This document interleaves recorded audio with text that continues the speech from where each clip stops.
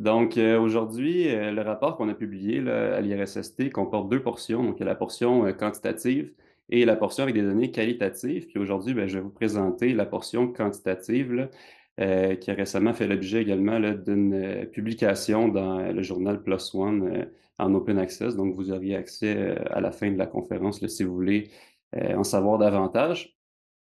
Puis je tiens à préciser également là, que c'est le fruit d'un projet collaboratif avec plusieurs professeurs, étudiants au doctorat et à la maîtrise. Donc, sachez que j'ai pas fait ça seul. Et puis, je remercie tous mes collègues qui ont contribué là, à ce projet-là. Donc, le titre de ma présentation, c'est Impact des efforts physiques en milieu de travail sur le développement de la fatigue musculaire, des propriétés tissulaires et la stabilité posturale des travailleurs plus âgés. Donc, les pays occidentaux, actuellement, font face à une pénurie de main-d'œuvre. Je vais juste activer mon petit pointeur laser. Donc voilà, on peut voir sur la figure à votre droite le ratio chômeur post-vacant. Donc ça, c'est au Canada. Puis on voit là, entre 2021 et 2022 là, une diminution d'environ du double du ratio chômeur post-vacant. En fait, ce ratio-là, quand il diminue, mais ça nous indique qu'il y a moins de chômeurs pour le nombre de postes vacants, ce qui est un indice de pénurie de main-d'œuvre. Puis on voit là, depuis la réouverture de la pandémie, là, la réouverture de plusieurs secteurs suite à la pandémie plutôt, autour des années 2021, mais on voit là, une chute drastique de ce ratio qui est maintenu d'ailleurs là, en 2023 et 2024, qui nous indique justement là, qu'on est en pénurie de main-d'œuvre. Également, là, on sait là, que les pays occidentaux sont actuellement confrontés à de nombreux défis liés au vieillissement démographique. Notamment, là, on a une forte augmentation des 65 ans et plus, et on anticipe qu'ils vont doubler là, en nombre d'ici 2040. Une tendance notable dans ces dernières années, là, c'est l'allongement de la vie active, justement, dans cette population-là. Donc, ça pourrait être une solution, justement, face à la pénurie de main-d'œuvre. Les travailleurs expérimentés, justement, là, ont un intérêt pour rester actifs et contribuer à la solution. Par contre, le vieillissement, ça entraîne des changements physiologiques qui sont variables selon les individus. Après 50 ans, notamment, là, on a une diminution de la masse musculaire.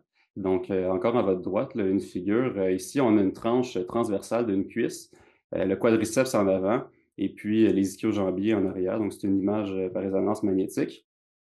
Et puis, ce qu'on peut observer sur le muscle âgé ici, en foncé, le gris foncé, c'est la masse musculaire, puis en blanc autour, là, c'est la masse adipeuse, tissu conjonctif, fascia, peau.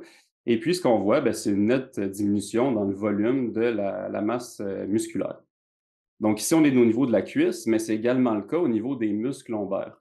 Puis en plus, là, au niveau des muscles lombaires, le vieillissement, on voit là, une augmentation de l'infiltration de masse adipeuse dans le muscle, ce qui réduit justement la qualité du muscle, puis qui peut réduire par le fait même la force, l'endurance et puis la stabilité posturale, parce que les muscles au niveau de la région lombaire sont justement là, des grands contributeurs au niveau du maintien postural. Toutes ces modifications au niveau musculaire influencent également la propriété biomécanique de nos disques intervertébraux, ce qui pourrait augmenter le risque de blessures musculo-squelettiques notamment. Donc, ça expliquerait le risque de blessures sévères qu'on observe là, chez les travailleurs plus âgés, notamment au niveau du dos. Maintenant, pour ce qui en est de l'impact d'une journée de travail, on sait que les postures prolongées, soit assis, soit debout, ou le fait de lever des charges de façon répétitive, ça influence la fonction neuromusculaire de nos muscles, particulièrement au niveau de nos muscles du bas du dos, parce qu'on sait, là, ils ont une grande contribution dans la majorité des tâches de la vie quotidienne. Puis, cette sollicitation-là, ça peut engendrer une fatigue musculaire qui justement, là, cette fatigue-là, peut augmenter la sollicitation des tissus passifs, donc de nos disques intervertébraux. Juste pour vous mettre en contexte, là, on a nos tissus actifs qui sont les muscles, nos tissus passifs qui sont tout ce qui est ligamentaire, capsule et disques intervertébraux. Puis pour maintenir une charge, on a une contribution de ces deux portions-là. Donc, si jamais avec la fatigue musculaire, on a une diminution de notre contribution active de nos muscles, on va avoir nécessairement une augmentation là, de notre contribution de nos tissus passifs pour maintenir la charge.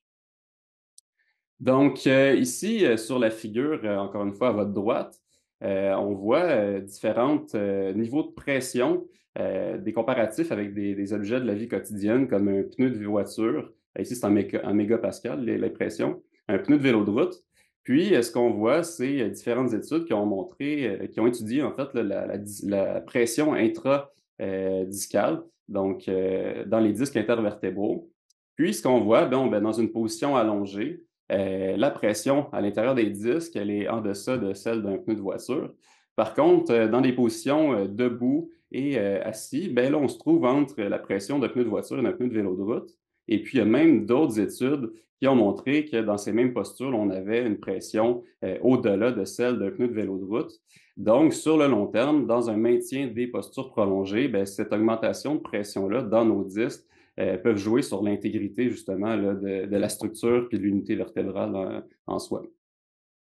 Donc, bien qu'il y ait de plus en plus de travailleurs âgés qui prolongent leur carrière, les données sur l'impact du vieillissement et sur les capacités professionnelles restent limitées parce qu'il y a peu d'études qui se sont intéressées à ce sujet. Puis, mieux comprendre justement là, ces effets bien, sont essentiels pour assurer non seulement leur sécurité au travail, mais également leur durabilité.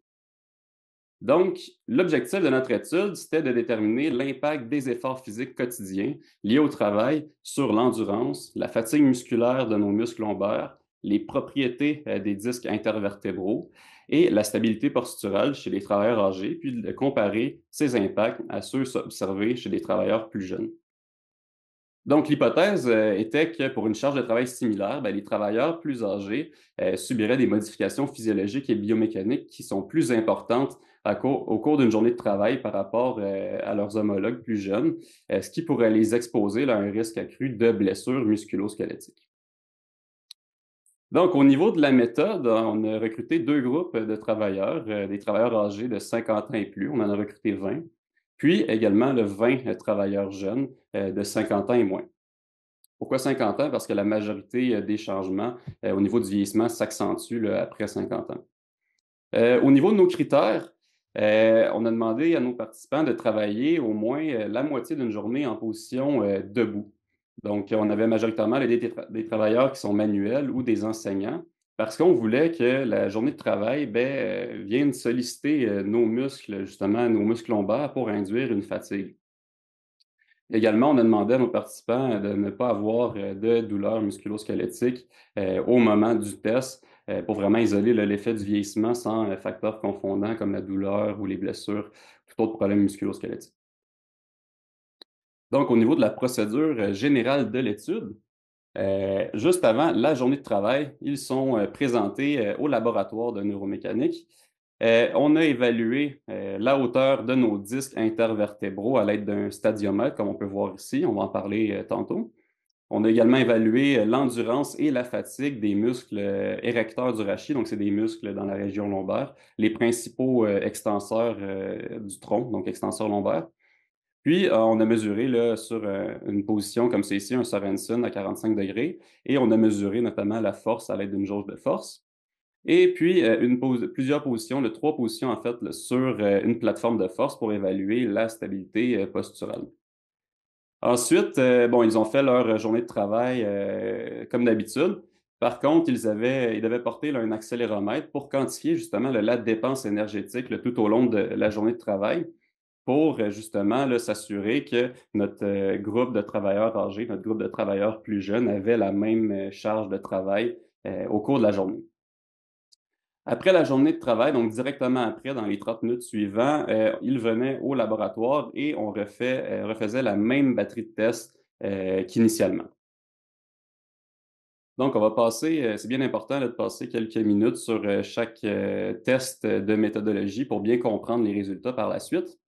Donc, ici, on a mesuré la hauteur des disques. En fait, là, c'est une mesure indirecte un peu de la compression discale, de la pression discale de la journée, parce qu'il y a une compression accrue de nos disques, bien, ça expulse l'eau à l'extérieur des disques intervertébraux, puis par le fait même, là, ils perdent en hauteur. Puis, on a mesuré justement la hauteur des disques à l'aide d'un stadiomètre qui nous permet de mesurer là, la hauteur de la colonne de la tête jusqu'à l'épine sciatique. Donc, on l'a mesuré 3 fois. Puis, c'est une bonne mesure là, valide, en fait, pour mesurer la hauteur de nos disques. Il y a une étude de validation qui a comparé d'ailleurs là, des imageries, directes à l'aide de l'ultrason. Donc on voit ici nos différentes vertèbres. Ils ont mesuré la distance entre, ces vertèbres-là. C'est ce qu'on voit dans l'axe des X ici. Et puis dans l'axe des Y, on a notre, différence de hauteur et notre stadiomètre. Puis on voit là une relation linéaire entre nos 2 variables, ce qui nous indique que c'est une mesure valide justement de la hauteur, de nos disques, intervertébraux. Donc on a mesuré la différence, de la hauteur, en millimètres. Pour ce qui en est, de notre endurance et fatigue, de nos muscles érecteurs du rachis, sur un banc romain comme c'est ici, on a avec 2 électrodes, d'électromyographie bipolaire, on va en reparler tantôt. On a demandé à nos participants de faire des contractions maximales volontaires, donc en faire 3. Puis on a mesuré, bon, la force maximale en newton lors de ces contractions maximales. On a également demandé de faire une tâche d'endurance, donc jusqu'à épuisement. Comme variable, on a mesuré la durée en secondes, de la tâche. Puis également, là, on a mesuré la fréquence du signal, électromyographique. Donc, pour, mettre tout le monde au même niveau, puis, bien comprendre les résultats, je vais vous parler un peu, de la fréquence médiane et du signal électromyographique, donc, avec la figure, que vous trouvez à votre droite. Donc, on voit ici, notre muscle érecteur du rachis, par exemple, avec notre électrode. On vient enregistrer tout le long, de notre, test d'endurance, notre, signal électromyographique. Donc c'est, signal électrique qu'envoie le système nerveux au muscle pour se contracter. On vient le séquencer en plusieurs fenêtres. Puis dans chacune des fenêtres, ce qu'on va regarder, en fait, ça va être la fréquence du signal, la fréquence médiane particulièrement. Pour bien comprendre la fréquence médiane, en fait, on a 2 types de fibres. On a les types de fibres de type 2. Donc, c'est des fibres qui dépolarisent rapidement, donc qui ont une haute fréquence de décharge, mais qui se fatiguent également rapidement, mais sont capables de produire plus de force. Ensuite, on a nos fibres de type 1 qui, elles, se dépolarisent, se déchargent plus lentement, donc à basse fréquence, mais sont plus endurantes. Nous, ce qu'on a regardé, en fait, c'est la fréquence médiane, puis un indice de fatigue, en fait, c'est la diminution de nos fibres rapides, donc de nos fibres de type 2, parce qu'ils sont hautement fatigables. C'est justement ce qu'on a regardé à travers les essais, à savoir si, à la fin de l'essai, on avait une fréquence qui était plus faible par rapport au début.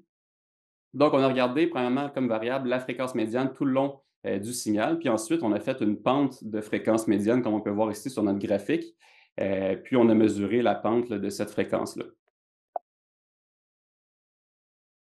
Maintenant, pour ce qui est de la stabilité posturale, on a demandé à nos participants d'être sur une plateforme de force, donc les 2 pieds au sol, les mains le long du corps, les bras le long du corps plutôt. Puis on a demandé d'exécuter 3 essais de 30 secondes, les yeux ouverts, ensuite les yeux fermés et sur une mousse mémoire, donc pour ajouter une composante d'instabilité. Pourquoi ces 3 composantes-là? En fait, là, les yeux ouverts, c'est la condition de base. On peut utiliser nos signaux visuels, également vestibulaires et proprioceptifs. Puis maintenant, on a sélectionné la posture des yeux fermés pour enlever justement le signal, visuel pour augmenter la sollicitation de nos 2 autres systèmes, proprioceptifs, donc les capteurs des muscles pour, se situer dans l'espace, puis, vestibulaire au niveau de l'équilibre puis de l'oreille interne. Puis au niveau de la mousse mémoire, ben, en fait, c'était pour ajouter simplement là, une instabilité, une perturbation pour voir, comment ils étaient capables de s'adapter face à cette perturbation. Pour ce qui est de nos variables, on a mesuré le centre de pression. Le centre de pression, là, c'est un point imaginaire qui, représente la localisation de la force totale qui est exercée par le corps au sol. Donc c'est vraiment un point, imaginaire. Puis on a mesuré la vitesse, de ce point-là, l'amplitude du déplacement de ce point-là et la surface de déplacement du centre de pression. Donc, sur la figure à votre droite, encore une fois, on peut voir ici nos données brutes, dans les 2 directions. Donc, on a mesuré en antéro-postérieur, donc avant-arrière, médio-latéral, donc gauche et droite. Et puis, ce qu'on a mesuré ici, là, on voit juste au-dessus, en dessous de la première figure, notre déplacement dans l'espace sur notre plateforme de force, de notre centre, de pression. Ce qu'on a mesuré, en fait, c'est l'aire de déplacement de ce centre de pression-là. Puis ici, on voit l'amplitude des oscillations, donc à quel point on s'est déplacé, dans l'espace. Donc ces 3 variables-là, en somme, là, si on a des valeurs plus élevées, ben, on a une moins bonne capacité de maintenir notre équilibre. Maintenant, pour ce qui est des résultats, donc on va commencer avec les données, socio-démographiques. Donc, je rappelle 20 groupes, dans le groupe jeune et 20 participants dans le groupe âgé. Moyenne d'âge du groupe jeune, environ 30 ans. Moyenne d'âge du groupe âgé, autour de 60 ans. Au niveau, des sexes, proportions similaires dans les 2 groupes. Différence significative au niveau de l'ancienneté, ce qui est normal. Le groupe âgé a plus d'ancienneté au travail. Puis, très important ici, la différence significative au niveau du poids. Puis c'est d'ailleurs ce qui va dicter la suite de nos résultats également, parce qu'on va rentrer cette variable-là, en fait, comme covariable dans nos analyses. On a fait des ANOVA à mesure répétée, puis on les a fait initialement sans le poids comme covariable, puis ensuite on les a refait en ajoutant le poids comme covariable pour voir si nos résultats initiaux pouvaient s'expliquer justement par la différence de poids entre les deux groupes. Ensuite, ici, on a notre taille en centimètres là, qui est similaire entre les deux groupes, et puis nos types de travail également là, qui sont similaires entre les deux groupes, parce qu'initialement, on voulait justement là, pairer un travailleur dans le groupe jeune avec un travailleur dans le même domaine, dans le groupe âgé. Donc, somme toute, on a des contributions relativement similaires là, dans les différents types de travail. Donc, encore une fois, là, pour éviter une variable confondante, là. Au niveau, de nos, niveaux d'activité physique quotidien, avec l'accéléromètre, donc, bonne nouvelle, au niveau de la dépense énergétique, elle est similaire entre les groupes, tant au niveau, du nombre de pas, de la dépense énergétique, que du nombre passé assis, debout en heure, nombre de temps passé assis, nombre de temps passé debout, les 2 en heure et puis le nombre de transitions également là, assis, debout. Maintenant, au niveau des résultats, pour bien les comprendre, là, je vais vous expliquer le graphique à votre droite. Donc, couleur vert, c'est notre groupe jeune, couleur bleue, c'est notre groupe âgé. Ligne horizontale, c'est nos moyennes. Ligne verticale, ce sont nos écarts types. Et puis, les petits cercles ici, là, ce sont les résultats individuels de chacun des participants. Maintenant, pour les effets, ben, étant donné qu'on a fait des ANOVA à mesure répétée, on avait notre effet de journée qui va nous indiquer en fait là, si on a une différence dans notre test au début de la journée, donc AM ici, et comparativement à la fin de la journée, donc PM, savoir s'il y a un effet justement là, de la journée de travail sur nos variables. Ensuite, on a un effet de groupe, donc savoir s'il y a une différence entre le groupe jeune et le groupe âgé, et ça indépendamment de l'effet de la journée. Puis, ce qui nous intéresse principalement, ben, c'est notre interaction. C'est ça notre objectif principal, à savoir si, par exemple, notre groupe âgé a une réduction d'une variable de façon plus importante au fil d'une journée. Maintenant, pour ce qui est de nos résultats jaune ou rouge, en fait, jaune, c'est, que le résultat peut être expliqué par les différences de poids entre, nos 2 groupes. Quand c'est rouge, ben, c'est que le résultat n'est pas expliqué, par l'ajustement du poids. Donc l'effet est maintenu, avec et sans la covariable, de poids dans nos analyses. Maintenant, pour ce qui est de la hauteur de nos disques intervertébraux, ce qu'on a remarqué, ben, c'est un effet de la journée, c'est-à-dire qu'on a des valeurs qui sont plus faibles après-midi ou le soir, là, dépendamment du moment où on testait la personne la seconde fois. Mais on a une hauteur discale qui est plus faible comparativement à celle en début de journée. Et c'était significatif, mais par contre, ça peut être expliqué par nos différences de poids. Donc, c'était partiellement expliqué par ces différences-là, dans le sens où les gens qui avaient un IMC ou un poids qui était plus élevé, ben, avaient justement là, une hauteur discale qui réduisait de façon plus importante à la fin de la journée.